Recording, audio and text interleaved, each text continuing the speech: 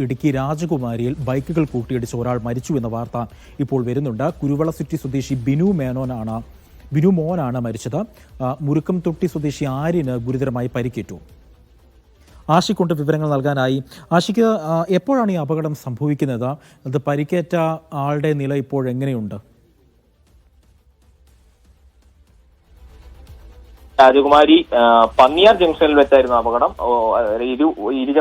രണ്ട് ഇരുചക്ര വാഹനങ്ങൾ പരസ്പരം കൂട്ടിയിടിക്കുകയും രണ്ടുപേരും ഗുരുതരമായി പരിക്കേൽക്കുകയായിരുന്നു.